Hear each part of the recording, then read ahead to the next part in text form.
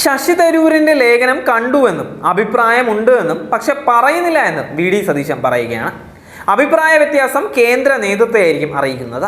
ശശി തരൂരിന്റെ കാര്യത്തിൽ അഭിപ്രായം പറയേണ്ടത് കേന്ദ്ര നേതൃത്വമാണ് എന്നും അദ്ദേഹം കേന്ദ്ര വർക്കിംഗ് കമ്മിറ്റി അംഗമാണ് എന്നും സതീശൻ പറയുകയാണ്. തരൂർ ഏത് പാർട്ടിയാണ് എന്ന് അദ്ദേഹം ആദ്യം തീരുമാനിക്കട്ടെ എന്നാണ് കെ മുരളീധരൻ പ്രതികരിച്ചിരിക്കുന്നത്. കോൺഗ്രസിലെ വിറക് വെട്ടികളും വെള്ളം കോരികളുമായ ഒരുപാട് പേർ കേരളത്തിലുണ്ട്. അതിലൊരാളായിരിക്കും മുഖ്യമന്ത്രിയാകാൻ പോകുന്നത്. വിശ്വപൗരൻ മുഖ്യമന്ത്രി ആകേണ്ട എന്നുള്ള ചോദ്യത്തിന് വിശ്വത്തിന്റെ കാര്യം നോക്കട്ടെ എന്നാണ് കെ മുരളീധരന്റെ മറുപടി. ശശി തരൂരിന്റെ ദീപികയിലെ ലേഖനം കണ്ടില്ല എന്നും അതിനെക്കുറിച്ച് അദ്ദേഹത്തോട് തന്നെ ചോദിക്കണമെന്നുമാണ് രമേശ് ചെന്നിത്തല പറഞ്ഞിരിക്കുന്നത്. ലേഖനം എഴുതാനുള്ള സാഹചര്യമുണ്ട് എന്ന് തോന്നുന്നില്ല, അദ്ദേഹം അത്തരമൊരു ലേഖനം എഴുതുമെന്ന് വിശ്വസിക്കുന്നില്ല എന്നും രമേശ് ചെന്നിത്തല പറയുകയാണ്. അടിയന്തരാവസ്ഥയെ രൂക്ഷമായി വിമർശിച്ച് ശശി തരൂർ ദീപിക ദിനപത്രത്തിലാണ് ലേഖനം എഴുതിയത്. ഇന്ദിരാഗാന്ധിക്കും മകൻ സഞ്ജയ് ഗാന്ധിക്കുമെതിരെ രൂക്ഷ വിമർശനമാണ് തരൂർ നടത്തിയിട്ടുണ്ടായിരുന്നത്. ഇന്ദിരാഗാന്ധിയുടെ കാർക്കശ്യം പൊതുജീവിതത്തെ ഭയാനക ഭീതിയിലേക്ക് നയിച്ചുവെന്നും രാജ്യത്ത് അച്ചടക്കം കൊണ്ടുവരാൻ അടിയന്തരാവസ്ഥയ്ക്ക് കഴിയുള്ളൂ എന്ന് ഇന്ദിരാഗാന്ധി വാശി പിടിച്ചുവെന്നും ലേഖനത്തിൽ പറയുന്നുണ്ട്. തടങ്കലിലെ പീഡനവും വിചാരണ കൂടാതെയുള്ള കൊലപാതകങ്ങളും പുറം ലോകം അറിഞ്ഞിട്ടില്ല.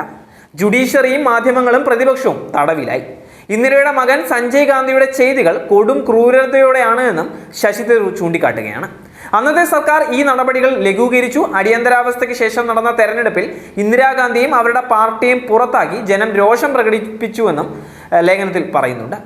മോദി സർക്കാരിനെ അഭിനന്ദിക്കുകയും ലേഖനത്തിൽ ചെയ്തിരിക്കുകയാണ്. ഇന്നത്തേക്ക് ജനാധിപത്യ ഇന്ത്യയെന്നും കൂടുതൽ ആത്മവിശ്വാസവും അഭിവൃദ്ധിയും നേടിയിരിക്കുന്നുവെന്നും തരൂർ എഴുതിയിരിക്കുകയാണ്. കേരളത്തിലെ മുഖ്യമന്ത്രിയായി തന്നെ കാണാൻ ജനം ആഗ്രഹിക്കുന്നു എന്നുള്ള തരത്തിലുള്ള കഴിഞ്ഞ ദിവസം തരൂർ പുറത്തുവിട്ട സർവേ റിപ്പോർട്ടിനെ വി.ഡി. സതീശൻ പരിഹസിച്ചിരിക്കുകയാണ്. ഏത് സർവേ? ഇഷ്ടം പോലെ സർവേ ദിവസവും വരുന്നുണ്ട് എന്നാണ് സതീശൻ പറയുന്നത്. അതിലൊന്നും അഭിപ്രായം പറയുന്നില്ല. തരൂർ പങ്കുവച്ചത് ഏത് സർവേയാണ് അറിയുന്നില്ല എന്നും സതീശൻ പറയുകയാണ്. സ്വകാര്യ ഗവേഷണ സ്ഥാപനം നടത്തിയ കേരള വോട്ട് വൈബ് സർവേ 2026 തരൂരിന് മുഖ്യമന്ത്രി പദത്തിൽ മുൻതൂക്കമുണ്ട് എന്നാണ് പറയുന്നത്. കേരളത്തിൽ UDF അധികാരത്തിൽ വരാൻ സാധ്യതയുണ്ട് എന്നാണ് സർവേയുടെ ഫലം ചൂണ്ടിക്കാട്ടുന്നത്. നേരത്തെ ഓപ്പറേഷൻ സിന്ദൂറിന് പിന്നാലെ നിരന്തരം മോദി സ്തുതിയുമായി തരൂർ രംഗത്ത് വന്നത് വലിയ വിവാദമായിരുന്നു. ഇതിന് പിന്നാലെയാണ് അടിയന്തരാവസ്ഥ കാലത്തെ അന്നത്തെ പ്രധാനമന്ത്രി ഇന്ദിരാഗാന്ധിയും മകൻ സഞ്ജയ് ഗാന്ധിയും സ്വീകരിച്ച നടപടികളിൽ രൂക്ഷ വിമർശനം ഉന്നയിച്ച് തരൂർ വീണ്ടും വിവാദ കേന്ദ്രമായിരിക്കുന്നത്. അടിയന്തരാവസ്ഥ ഇന്ത്യയിൽ പറഞ്ഞറിയിക്കാൻ പറ്റാത്ത ക്രൂരതകളായി മാറിയെന്ന് തരൂർ ലേഖനത്തിൽ പറയുന്നുണ്ട്.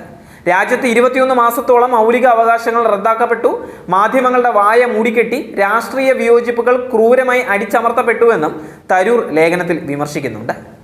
സഞ്ജയ് ഗാന്ധിയുടെ നേതൃത്വത്തിൽ കൊടും ക്രൂരതകളാണ് രാജ്യത്ത് നടന്നിട്ടുണ്ടായിരുന്നത്. നിർബന്ധിത വന്ധ്യകരണം അതിന് ഉദാഹരണമാണ്. ഗ്രാമീണ മേഖലകളിൽ സ്വേച്ഛപരമായ ലക്ഷ്യങ്ങൾ നേടുന്നതിന് ബലപ്രയോഗവും ആക്രമവും സഞ്ജയ് ഉപയോഗിച്ചിട്ടുണ്ടായിരുന്നത്. കർക്കശ നടപടികൾക്ക് നിർബന്ധം പിടിച്ചത് ഇന്ദിരാഗാന്ധിയാണ്.